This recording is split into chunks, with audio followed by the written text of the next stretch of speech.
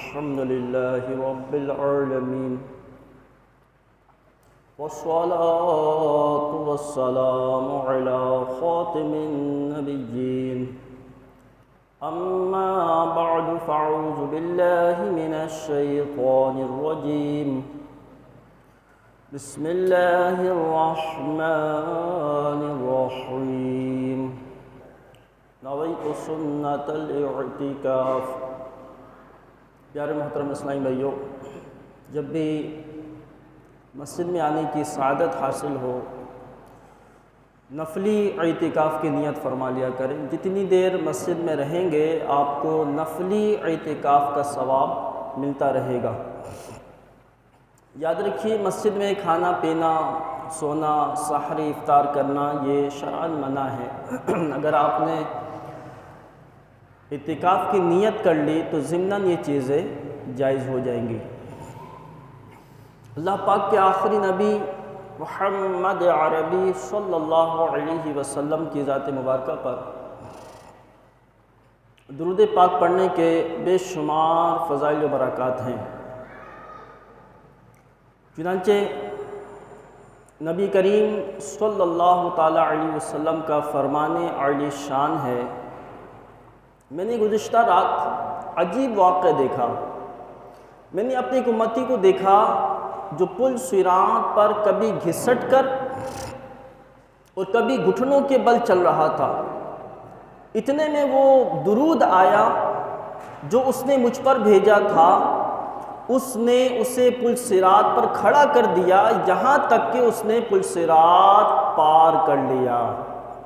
اعلیٰ حضرت رحمۃ اللہ تعالیٰ علیہ فرماتے ہیں، رضا پل سے اب وجد کرتے گزریے، رضا پل سے اب وجد کرتے گزریے، کہ ہے رب سلم صدائے محمد صلی اللہ علیہ وسلم، صلی اللہ علیہ وسلم، صلی اللہ علیہ محمد صلی اللہ علیہ وسلم۔ تو پیارے محترم اسلامی بھائیوں، ایک تعداد مقرر کر لیں اور ہو سکے تو روزانہ اس تعداد کے مطابق درود پاک پڑھنا اپنا معمول بنا لیں۔ انشاءاللہ الکریم دنیا آخرت دونوں جہاں میں انشاءاللہ آپ کو اس کی برکتیں نصیب ہوں گی۔ اللہ پاک ہمیں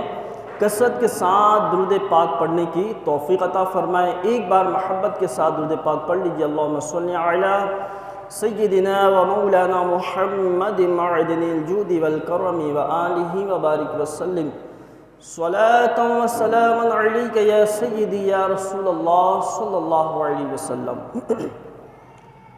آج دیکھا جائے ہر شخص پریشان ہے، کوئی ایک شخص بھی آپ کو ایسا نہیں ملے گا جو یہ کہیں کہ مجھے کوئی پریشانی نہیں ہے، مجھے کوئی ٹینشن نہیں ہے۔ شاید کوئی بھی آپ کو ایسا نہ ملے۔ تو میری پیارے محترم اسلامی بھائیوں، یہ جو پریشانیاں ہیں، مصیبتیں ہیں، ٹینشن ہیں، کیا وجہ ہے اس کی؟ کئی وجوہات ہیں۔ آج میں آپ کو اس کے متعلق چند باتیں عرض کروں گا کہ ایک بندہ خوش رہنا چاہتا ہے، خوشی کے وہ کون سے ذرائع ہیں کہ جسے اپنانے کے بعد بندہ خوش رہ سکتا ہے؟ کہ آج کے دور میں دیکھا جائے تو اس چیز کی بہت زیادہ ضرورت ہے کہ بندے کو سکون مل جائے۔ تو کئی وجوہات ہیں، ان میں سے ایک بہت بڑی جو وجہ ہے نا وہ ہے غصہ۔ غصے کی وجہ سے بندہ ٹینشن میں بھی آتا ہے، پریشانی بھی اٹھاتا ہے، مصیبتوں میں بھی پھنستا ہے، اور کئی اس کے نقصانات ہیں۔ حضرت سیدنا فقی ابو اللیث سمرقندی رحمۃ اللہ تعالیٰ علیہ تنبیہ الغافلین میں نقل کرتے ہیں، حضرت سیدنا وہب بن منبہ رحمۃ اللہ علیہ فرماتے ہیں کہ بنی اسرائیل کے ایک بزرگ ایک بار کہیں جا رہے تھے، راستے میں اچانک اوپر سے پتھر کی ایک چٹان سر کے قریب پہنچی، انہوں نے ذکر اللہ شروع کر دیا تو وہ دور ہٹ گئی۔ پھر خوفناک شیر اور درندے یعنی پھاڑ کھانے والے جانور ظاہر ہونے لگے۔ مگر وہ بزرگ گھبرائے نہیں اور ذکر اللہ میں لگے رہے۔ جب وہ بزرگ نماز میں مشغول ہوئے تو ایک سانپ پاؤں سے لپٹ گیا، یہاں تک کہ سارے بدن سے پھرتا ہوا سر تک پہنچ گیا۔ جب وہ بزرگ سجدے کا ارادہ فرماتے تو وہ چہرے سے لپٹ جاتا، سجدے کے لیے سر جھکاتے تو یہ لقمہ بنانے کے لیے جائے سجدہ پر منہ کھول دیتا، مگر وہ بزرگ اسے ہٹا کر سجدہ کرنے میں کامیاب ہو جاتے ہیں۔ جب نماز سے فارغ ہوئے تو شیطان کھل کر سامنے آ گیا اور کہنے لگا یہ ساری حرکتیں میں نے کی ہیں، میں آپ کی ہمت و حوصلے سے بہت متاثر ہوا ہوں، لہٰذا میں نے یہ طے کر لیا ہے کہ آپ کو کبھی نہیں بہکاؤں گا، مہربانی فرما کر مجھ سے دوستی کر لیجئے۔ اس اسرائیلی بزرگ نے شیطان کے اس وار کو بھی ناکام بناتے ہوئے فرمایا تو نے مجھے ڈرانے کی کوشش کی لیکن الحمدللہ میں نہیں ڈرا، میں تجھ سے ہرگز دوستی نہیں کروں گا۔ بولا اچھا اپنے اہل و عیال کا احوال مجھ سے دریافت کر لیجئے کہ آپ کے بعد ان پر کیا گزرے گی۔ فرمایا مجھے تجھ سے پوچھنے کی ضرورت نہیں۔ شیطان نے کہا پھر یہی پوچھ لیجئے کہ میں لوگوں کو کس طرح بہکاتا ہوں۔ بزرگ نے فرمایا کہ ہاں یہ بتا دے۔ شیطان بولا کہ میرے 3 جال ہیں، توجہ کے ساتھ سنیے گا۔ شیطان کہتا ہے میرے 3 جال ہیں۔ نمبر 1 بخل، نمبر 2 غصہ اور نمبر 3 نشہ۔ اپنے تینوں جالوں کی وضاحت کرتے ہوئے شیطان کہتا ہے کہ جب کسی پر بخل کا جال پھینکتا ہوں تو وہ مال کے جال میں الجھ کر رہ جاتا ہے، اس کا یہ ذہن بناتا رہتا ہوں کہ تیرے پاس مال بہت کم ہے، اس طرح وہ بخل میں مبتلا ہو کر حقوق واجبہ یعنی زکوٰۃ وغیرہ بھی خرچ کرنے سے محروم رہتا ہے اور دوسرے لوگوں کے مال کی طرف بھی مائل ہو جاتا ہے اور یوں مال کے جال میں پھنس کر نیکیوں سے دور ہو کر گناہوں کے دلدل میں اتر جاتا ہے۔ جب کسی پر غصے کا جال ڈالنے میں کامیاب ہو جاتا ہوں تو جس طرح بچے گیند کو پھینکتے اور اچھالتے ہیں، میں اس غصے شخص کو شیاطین کی جماعت میں اسی طرح پھینکتا اور اچھالتا ہوں۔ غصیلا شخص علم و عمل کی کتنے ہی بڑے مرتبے پر فائز ہو، خواہ اپنی دعاؤں سے مردے تک زندہ کر سکتا ہو، میں اس سے مایوس نہیں ہوتا۔ مجھے امید ہوتی ہے کہ کبھی نہ کبھی وہ غصے میں بے قابو ہو کر کوئی ایسا جملہ بک دے گا جس سے اس کی آخرت تباہ ہو جائے گی۔ رہا نشہ تو میرے پاس اس جال کا شکار یعنی کسی نشے میں دھت اس کو تو میں بکری کی طرح کان پکڑ کر جس برائی کی طرف چاہوں لیے لیے پھرتا ہوں۔ اللہ، اس طرح شیطان نے یہ بتا دیا کہ جو شخص غصہ کرتا ہے، غصہ کرنے والے کو صبر کرنا چاہیے۔ جو شخص غصہ کرتا ہے وہ شیطان کے ہاتھ میں ایسا ہے جیسے بچوں کے ہاتھ میں گیند ہے۔ تو لہٰذا میرے پیارے محترم اسلامی بھائیوں، غصے کا علاج بہت ضروری ہے۔ جب کبھی غصہ آئے اس پر صبر کرنا چاہیے تاکہ شیطان کا قیدی نہ بنے کہ کہیں عمل ہی ضائع نہ کر بیٹھے۔ اے عاشقان رسول، اس بزرگ کی گفتگو میں شیطان نے یہ بات بھی بتائی ہے کہ غصیلا انسان شیطان کے ہاتھ میں اس طرح ہوتا ہے جیسے بچوں کے ہاتھ میں گیند بال، لہذا غصے کا علاج کرنا ضروری ہے۔ کہیں ایسا نہ ہو کہ غصے کے سبب شیطان کفر بکوا کر سارے اعمال برباد کروا ڈالے۔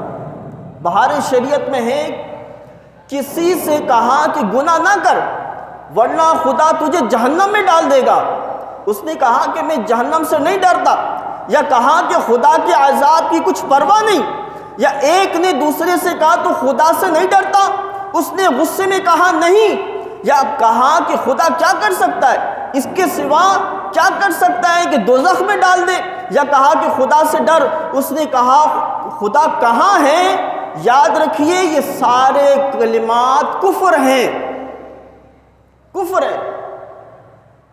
بعض اوقات انسان غصے میں آ کر کفریہ کلمات اپنی زبان سے نکال دیتا ہے، یہ یاد رکھیے گا، اور یہ بات اچھی طرح اپنے ذہن میں بٹھا لیں کہ اگر کسی سے کفر سرزد ہو گیا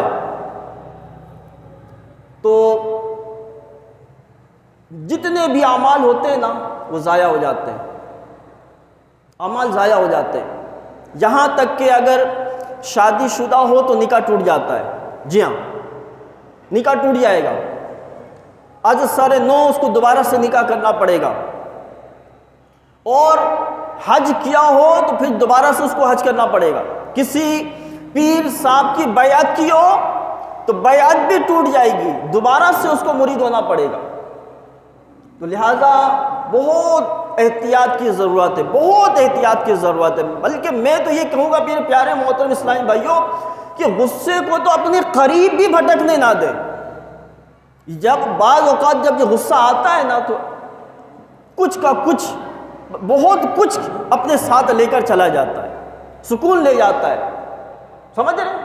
سب سے بڑھ کر کہ سکون لے جاتا ہے۔ نبی پاک صلی اللہ تعالیٰ علیہ وسلم فرماتے ہیں جہنم کا ایک دروازہ ہے جس سے وہی لوگ داخل ہوں گے جن کا غصہ اللہ پاک کی نافرمانی کے بعد ہی ٹھنڈا ہوتا ہے۔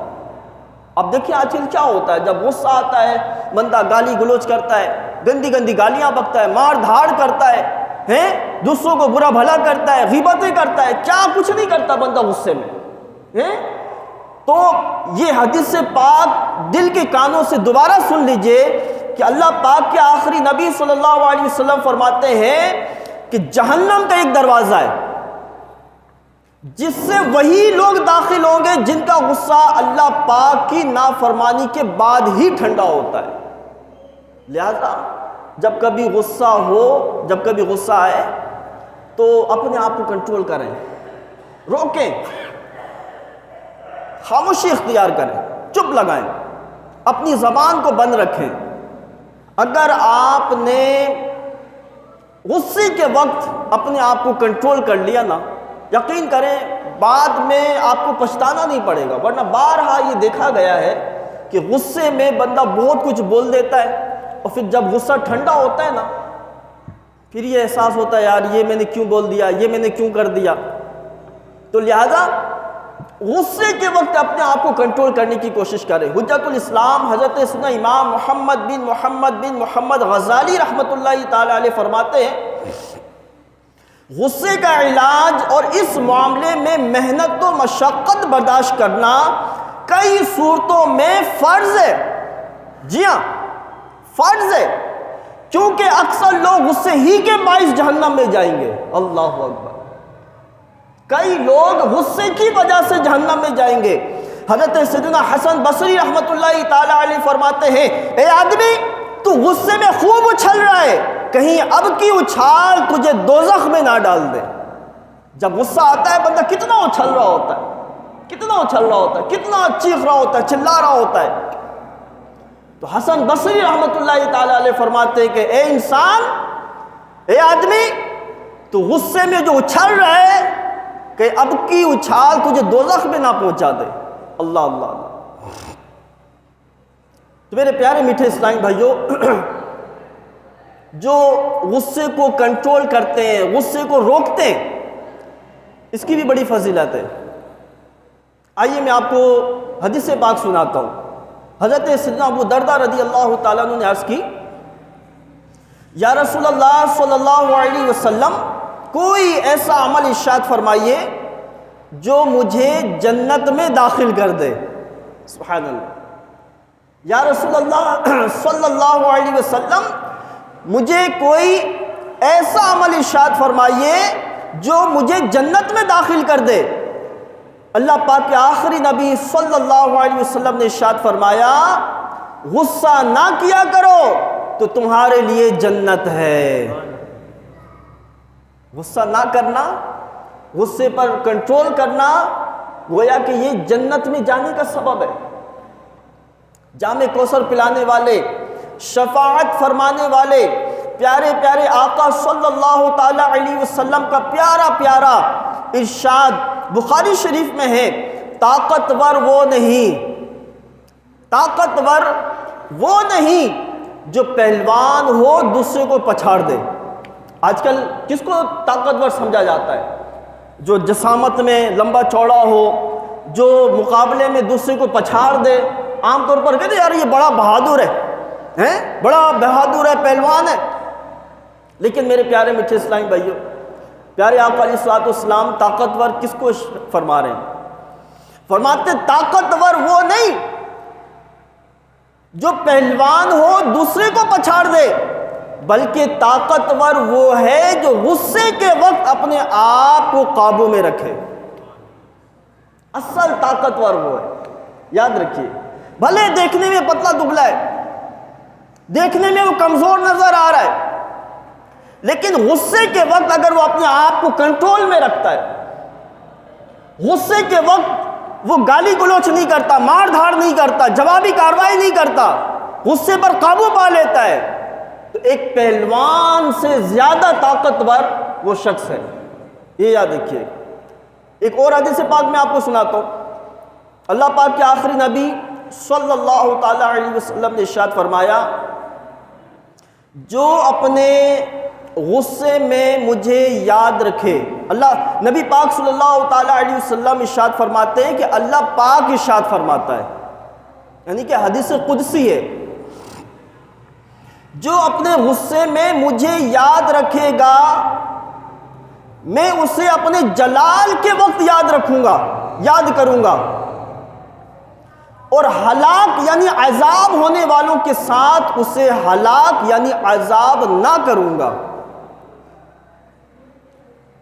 سرکار مدینہ منورہ سلطان مکہ مکرمہ صلی اللہ علیہ وسلم کا فرمان معظم ہے، جو غصہ نکالنے پر قدرت ہونے کے باوجود پی جائے تو اللہ پاک قیامت کے دن اس کے دل کو اپنی خوشنودی سے معمور یعنی بھرپور فرما دے گا۔ اللہ پاک کے آخری نبی محمد عربی صلی اللہ علیہ وسلم نے فرمایا، جس نے غصے کو روک لیا حالانکہ وہ اسے جاری یعنی نافذ کرنے پر قدرت رکھتا تھا، تو اللہ پاک قیامت کے دن اس کو تمام مخلوق کے سامنے بلائے گا اور اختیار دے گا کہ جس حور کو چاہے لے لے۔ سبحان اللہ۔ اسی طرح ایک اور حدیث پاک میں اللہ پاک کے آخری نبی صلی اللہ تعالی علیہ وسلم ارشاد فرماتے ہیں، جس شخص نے غصہ پی لیا باوجود اس کے کہ وہ غصہ نافذ کرنے پر قدرت رکھتا ہے، اللہ پاک اس کے دل کو سکون و ایمان سے بھر دے گا۔ سبحان اللہ۔ تو اے میرے پیارے محترم اسلامی بھائیوں، اپنا یہ ذہن بنا لیجئے، چاہے کچھ بھی ہو جائے اپنی ذات کے لیے میں غصہ نہیں کروں گا، اپنی ذات کے لیے۔ جی ہاں، اللہ پاک کے آخری نبی صلی اللہ تعالی علیہ وسلم ارشاد فرماتے ہیں، جو شخص اپنے غصے کو روکے گا اللہ پاک قیامت کے دن اس سے اپنا عذاب روک لے گا۔ کتنی فضیلت ہے غصہ نہ کرنے کی، کتنی فضیلت ہے۔ تو لہذا اپنا یہ ذہن بنا لے، جب کوئی ہم سے الجھے برا بھلا کہے اس وقت خاموشی ہی میں ہمارے لیے عافیت ہے۔ یاد رکھیے، اگرچہ شیطان لاکھ وسوسہ ڈالے کہ تو بھی اس کو جواب دے ورنہ لوگ تجھے بزدل کہیں گے، جناب شرافت کا زمانہ نہیں ہے، اینٹ کا جواب پتھر سے دینا ضروری ہے ورنہ لوگ تجھے بزدل سمجھیں گے، کمزور سمجھیں گے۔ یہ سب کون کہتا ہے؟ شیطان کہتا ہے۔ جب بندہ غصے میں ہوتا ہے نا، شیطان اس کے ذہن میں یہ باتیں ڈال رہا ہے، اگر تو جواب نہیں دے گا لوگ تجھے بزدل کہیں گے، لوگ تجھے کمزور کہیں گے۔ کوئی بات نہیں، کہنے دے، لوگ بزدل کہیں گے نا، لوگ برا کہیں گے نا، میں اللہ اس کے رسول کی نظر میں، اللہ اس کے رسول کی بارگاہ میں تو اچھا ہوں گا نا۔ زمانے سے کیا حاصل برا جانے بھلا، مجھے تو سرخ رو ہونا ہے آقا کی نگاہوں میں، مجھے تو سرخرو ہونا ہے آقا کی نگاہوں میں، زمانے سے کیا حاصل برا جانے بھلا جانے، ہم نے زمانے سے کیا لینا ہے، ہمیں تو اللہ اس کے رسول کی بارگاہ میں اچھا بننا ہے نا۔ تو لہذا جب بھی کبھی غصہ آئے اپنی ذات کے لیے، یاد رکھیے اپنی ذات کے لیے، کوئی آپ کو ستائے، آپ کو برا بھلا کہے، کچھ بھی کرے، اللہ کی رضا کے لیے اس کو معاف کر دیں، صبر کریں۔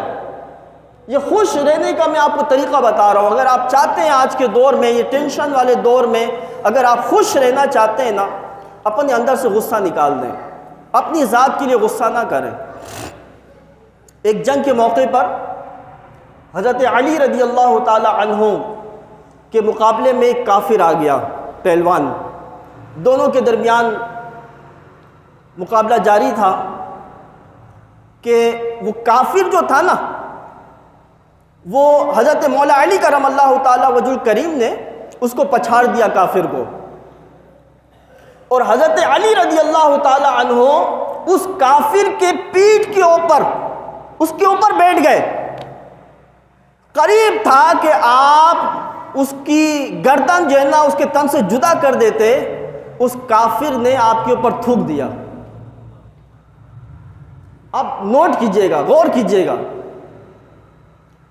کہ جنگ کا موقع ہے اور مولا علی کرم اللہ تعالی وجہ الکریم اپنے دشمن کو آپ نے قابو پا لیا، اس کو پچھاڑ دیا، اس کے اوپر سوار ہو گئے، اور آپ اس کی گردن کو اس کے تن سے جدا کرنے والے تھے کہ اس کافر نے آپ کے اوپر تھوک دیا۔ پھر کیا ہوا؟ اگر ہمارے ساتھ کبھی کوئی ایسا موقع آئے تو کیا ہوتا ہے؟ ہمیں اور زیادہ غصہ آتا ہے، ایسا ہی ہے نا، اور زیادہ غصہ آتا ہے۔ لیکن سبحان اللہ، مولا علی کرم اللہ تعالی وجہ الکریم، کیا شان ہے میرے آقا حضرت علی رضی اللہ تعالیٰ عنہ کی ہے۔ تربیت یافتہ بھی کس کے؟ نبی پاک صلی اللہ علیہ وسلم کے تربیت یافتہ ہیں۔ جب اس کافر نے آپ کے اوپر تھوکا نا، آپ اس کے اوپر سے ہٹ گئے، چھوڑ دیا اس کو۔ وہ کافر بڑا حیران ہوا، کہا حضرت آپ نے مجھے چھوڑ کیوں دیا؟ مولا علی کرم اللہ تعالی وجہ الکریم نے جو بات بتائی نا، جو جواب دیا، وہ توجہ سے سننے والا ہے۔ آپ نے فرمایا کہ پہلے جو میں تجھ سے مقابلہ کر رہا تھا نا، میں تجھ سے لڑ رہا تھا اللہ کی رضا کے لیے، دین اسلام کے لیے، ٹھیک ہے، لیکن اب جو تو نے مجھے پر تھوکا نا، تو اب اس میں میرا نفس بھی اس میں شامل ہو گیا۔ اب اگر میں تجھے قتل کرتا ہوں تو میرا نفس جو ہے نا وہ خوش ہوگا، اور کوئی بولنے والا بولے گا کہ حضرت علی رضی اللہ تعالیٰ عنہ نے اس کو جو قتل کیا، اس لیے قتل کیا کہ اس نے ان کے اوپر تھوک دیا، لہذا میں اپنی ذات کے لیے بدلہ نہیں لوں گا، اللہ کی رضا کے لیے میں نے تجھے معاف کر دیا۔ اللہ اکبر۔ وہ کافر آپ کے اس اخلاق کریمی سے اس قدر متاثر ہوا کہ کلمہ پڑھ کر مسلمان ہو جاتا ہے۔ یہ ہے میرے پیارے میٹھے اسلامی بھائیو ہمارے اسلاف کا کردار، حضرت علی رضی اللہ تعالیٰ عنہ، سمجھ رہے؟ تو اپنی ذات کے لیے کبھی بھی بدلہ نہ لے کسی سے، اپنی ذات کے لیے معاف کر دے، اللہ کی رضا کے لیے۔ ہمارے آقا علیہ الصلوۃ والسلام نے کبھی بھی اپنی ذات کے لیے بدلہ نہیں لیا، کبھی بھی نہیں لیا۔ ایک پہلوان تھا، غورث نام تھا اس کا، غورث۔ نبی پاک صلی اللہ تعالی علیہ وسلم ایک جگہ آرام فرما رہے تھے، تو غورث جو ہے نا آیا اور تلوار تان کر نبی پاک صلی اللہ علیہ وسلم کو اٹھایا اور کہا کہ بتائیے میری تلوار سے آپ کو کون بچائے گا؟ اللہ پاک کے آخری نبی صلی اللہ علیہ وسلم نے فرمایا اللہ۔ کون بچائے گا؟ اللہ۔ اللہ اکبر۔ نبی پاک صلی اللہ علیہ وسلم نے جب یہ فرمایا نا اللہ مجھے بچائے گا، نبوت کی ہیبت اس کے اوپر ایسی طاری ہوئی کہ وہ تھر تھر کانپنے لگا، تلوار اس کے ہاتھ سے چھوٹ گئی۔ اب نبی پاک صلی اللہ علیہ وسلم نے تلوار اٹھا لی اور فرمایا کہ اب تو بتا کہ میری اس تلوار سے تجھے کون بچائے گا؟ وہ کافر کہنے لگا کہ آپ کرم والے ہیں، آپ ہی کرم فرمائیں گے، آپ ہی مجھے بچائیں گے۔ اللہ اکبر، میرے آقا علیہ الصلوۃ والسلام چاہتے تو اس سے بدلہ لے سکتے تھے، لیکن فرمایا کہ اللہ کی رضا کے لیے بھی تجھے معاف کرتا ہوں، معاف فرما دیا۔ خواجہ غریب نواز رحمۃ اللہ تعالیٰ علیہ، بچہ بچہ جانتا ہے، آپ کی خدمت میں ایک شخص آیا آپ کو قتل کرنے کے ارادے سے، سائیڈ میں بغل میں کھنجر چھپا کر۔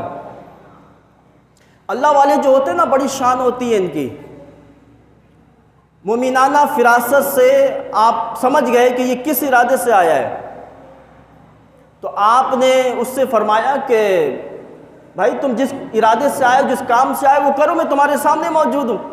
حالانکہ اس نے اپنی زبان سے کچھ بولا نہیں، لیکن خواجہ غریب نواز رحمۃ اللہ تعالیٰ نے سمجھ گئے کہ یہ مجھے قتل کرنے کے ارادے سے آیا ہے، وہ موقع کی طاق میں تھا۔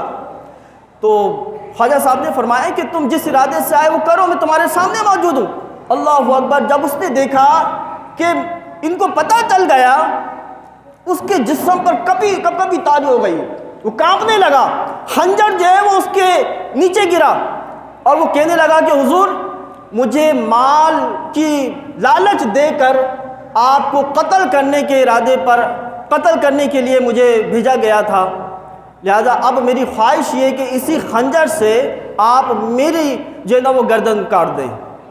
تو خواجہ غریب نواز رحمۃ اللہ تعالیٰ علیہ نے اس کو اپنے سینے سے لگایا اور فرمایا کہ ہم اللہ والے توڑتے نہیں ہیں بلکہ جوڑتے ہیں، میں اللہ کی رضا کے لیے تم کو معاف کرتا ہوں۔ وہ آپ کی اس اخلاق سے اس قدر متاثر ہوا کہ آپ کا مرید بن گیا اور اپنی بقیہ زندگی آپ کی خدمت میں رہ کر گزار دی۔ تو میرے پیارے میٹھے اسلامی بھائیوں، معاف کرنا اختیار کریں، معاف کرنا، بڑی سی بڑی غلطی کوئی کر جائے نا، معاف کر دے اللہ کی رضا کے لیے۔ نبی پاک صلی اللہ علیہ وسلم کی حیات ظاہری میں ایک بدوی شخص جو گاؤں دیہات کے رہنے والے نا، بدوی، اس نے مسجد میں پیشاب کر دیا، مسجد میں پیشاب کر دیا۔ صحابہ کرام جو ہے وہ دوڑے اس کی طرف، اس کو پکڑنے کے لیے، مارنے کے لیے۔ اللہ پاک کے آخری نبی صلی اللہ علیہ وسلم نے اس کو منع کر دیا، روک دیا، کہا اس کو پیشاب کرنے دو۔ آپ اندازہ لگائیں یار، اندازہ لگائیں، آج مسجد میں اگر کوئی بچہ جو ہے نا وہ چیخے چلائے دوڑ بھاگے تو بعض لوگ غصہ کرتے ہیں۔ آپ اندازہ لگائیے کہ مسجد میں اس شخص نے پیشاب کیا، وہ پیشاب کر رہا ہے، صحابہ کرام علیہ رضوان دوڑ کر جا رہے اس کو پکڑنے کے لیے، اللہ پاک کے آخری نبی صلی اللہ علیہ وسلم صحابہ کرام کو منع کر رہے، چھوڑ دو اس کو پیشاب کرنے دو۔ جب اس نے پیشاب کر لیا تو اللہ پاک کے آخری نبی صلی اللہ علیہ وسلم نے اس کو بلایا اپنے پاس اور پیار محبت سے فرمایا کہ مسجد اس کام کے لیے نہیں ہے، مسجد اس کام کے لیے نہیں ہے، مسجد میں پیشاب نہیں کرتے، پیشاب کہیں اور جا کے کرتے ہیں۔ پیار محبت سے سمجھا دیا اور صحابہ کرام سے پانی منگوایا اور جہاں پر اس نے پیشاب کیا تھا وہاں سے پانی بہا دیا۔ اللہ اکبر۔ اچھا، مفسرین نے، محدثین نے اس حدیث کی جو شرح بیان کی ہے اس میں یہ بڑی پیاری بات ارشاد فرمائی کہ جب وہ شخص پیشاب کر رہا تھا تو اللہ پاک کے آخری نبی صلی اللہ علیہ وسلم نے اس کو پیشاب کرنے دیا، روکا نہیں، منع کر دیا۔ صحابہ کرام جا رہے تھے اس کو پکڑنے کے لیے، صحابہ کرام کو بھی منع کر دیا۔ کیوں؟ حالانکہ مسجد اللہ کا گھر ہے، پاک صاف جگہ ہے، اور ایک شخص جو ہے وہ اس میں پیشاب کر رہا ہے، نبی پاک صلی اللہ علیہ وسلم منع نہیں کر رہے، اس کو کرنے دو اس کو۔ کیوں؟ بڑی کام کی بات بتائیے۔ اطباء کہتے ہیں کہ اگر کوئی شخص پیشاب کر رہا ہو اور کسی وجہ سے اس کو ٹوک دیا جائے، روک دیا جائے، اس کا پیشاب اگر رک جائے تو بہت خطرناک بیماری ہو سکتی ہے اس کو، سمجھ رہے آپ؟ تو نبی پاک صلی اللہ علیہ وسلم نے اس کو پیشاب کرنے دیا کہ اگر تم ابھی جا کر اس کو پکڑو گے، اس کو منع کرو گے، ڈانٹو گے، ایسا نہ ہو کہ وہ پیشاب کرتے کرتے اس کا پیشاب رک جائے، وہ بیمار پڑ جائے۔ اس کو پیشاب کرنے دیا، اللہ اللہ اللہ، اور جب پیشاب کر لیا اپنے پاس بلا کر پیار سے سمجھایا کہ مسجد میں یہ نہیں کرتے، مسجد اس کام کے لیے نہیں ہے۔ کیا اخلاق ہے یار، غصہ نہیں کیا۔ تو لہٰذا میرے پیارے میٹھے اسلامی بھائیوں، اپنا یہ ذہن بنا لیں، نیت کر لیں کہ یار ہم نے غصہ نہیں کرنا ہے، نہیں کرنا ہے۔ آخری بات میں آپ کو عرض کروں کہ جب مکہ فتح ہوا، مکہ جب فتح ہوا تو میرے آقا علیہ الصلوۃ والسلام 10,000 صحابہ کرام کا لشکر لے کر مکہ شریف آئے۔ 10,000 آپ کے ساتھ صحابہ کرام تھے۔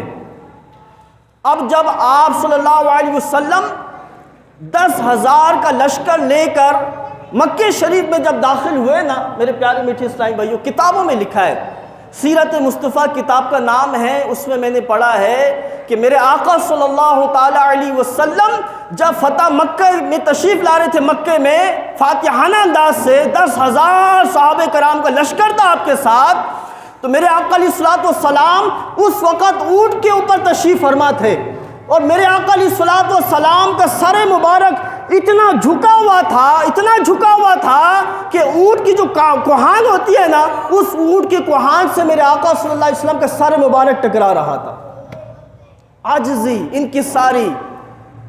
اور جب مکے میں داخل ہو گئے، جب مکے میں داخل ہو گئے تو جو کفار تھے وہ پریشان، وہ سارے پریشان، وہ سارے جمع ہیں۔ میرے آقا علیہ الصلوۃ والسلام 10,000 کا لشکر لے کے صحابہ کرام کے ساتھ مکہ پاک میں داخل ہوئے، مکہ جو ہے وہ فتح ہو گیا۔ اب جتنے کفار تھے جنہوں نے ماضی میں نبی پاک صلی اللہ علیہ وسلم پر ظلم و ستم کے پہاڑ توڑے تھے، جنہوں نے نبی پاک صلی اللہ علیہ وسلم کو گالیاں دی تھیں، وہ سارے کے سارے وہاں پر جمع ہیں، اور یہ سوچ رہے کہ اب نہ جانے ہمارے بارے میں کیا فیصلہ ہونے والا ہے۔ کفار کا مجمع جمع ہے، اس میں وہ لوگ بھی ہیں کہ جنہوں نے نبی پاک صلی اللہ علیہ وسلم کی راہ میں کانٹے بچھائے تھے، ان میں وہ لوگ بھی ہیں جنہوں نے نبی پاک صلی اللہ علیہ وسلم کو سجدے کی حالت میں اونٹ کی اونجلیاں ڈال دیا کرتے تھے، ان میں وہ لوگ بھی کھڑے تھے کہ جو نبی پاک صلی اللہ علیہ وسلم کے مبارک گھر کے باہر جانوروں کا خون لا کر ڈال دیا کرتے تھے، ان میں وہ لوگ بھی شامل تھے کہ جو نبی پاک صلی اللہ علیہ وسلم کے گلے میں چادر ڈال کر کھینچا کرتے تھے، نبی پاک صلی اللہ علیہ وسلم کو ہر طرح سے ستایا کرتے تھے، ظلم و ستم کا نشانہ بنایا کرتے تھے۔ آج یہ سارے لوگ کھڑے ہیں اور اس انتظار میں ہیں کہ نہ جانے ہمارے بارے میں کیا فیصلہ ہوگا۔ آج نبی پاک صلی اللہ تعالی علیہ وسلم کا ایک فیصلہ ہمارے سر کو ہمارے تن سے جدا کر دے گا، نبی پاک صلی اللہ علیہ وسلم کا ایک فیصلہ آج ہمارے بچوں کو یتیم کر دے گا، نبی پاک صلی اللہ علیہ وسلم کا ایک فیصلہ ہماری بیویوں کو بیوہ کر دے گا، آج نبی پاک صلی اللہ علیہ وسلم کا ایک فیصلہ ہمارے جسم کی بوٹی بوٹی بنا کر رکھ دے گا۔ اب یہ سارے کفار مکہ جنہوں نے نبی پاک صلی اللہ تعالی علیہ وسلم پر ظلم ستم کے پہاڑ توڑے تھے، گالیاں دی تھی، ان کی راہوں میں کانٹے بچھائے تھے، آج یہ سارے تھر تھر کانپ رہے کہ نہ جانے آج ہمارے بارے میں کیا فیصلہ ہوگا۔ اللہ اکبر، اللہ اکبر۔ اللہ پاک کے آخری نبی صلی اللہ علیہ وسلم جنہیں اللہ پاک نے رحمت للعالمین بنا کر بھیجا، تمام جہانوں کے لیے رحمت بنا کر بھیجا، اللہ پاک کے آخری نبی صلی اللہ علیہ وسلم کی لبہائے مبارک کو جنبش ہوئی، میرے آقا صلی اللہ علیہ وسلم نے فرمایا آج تم سے کوئی موازنہ نہیں ہے، آج تم سب اللہ کی رضا کے لیے آزاد ہو۔ جب کفار مکہ نے یہ سنا کہ ہم نے ان کے اوپر اتنا ظلم کیا، اتنا ستم کیا اور انہوں نے ہمیں معاف کر دیا، جوک در جوک کلمہ پڑھ کر دار اسلام میں داخل ہو گئے۔ کفار کی بہت بڑی تعداد نبی پاک صلی اللہ علیہ وسلم کے اخلاق سے متاثر ہو کر دامن اسلام میں آ گئی۔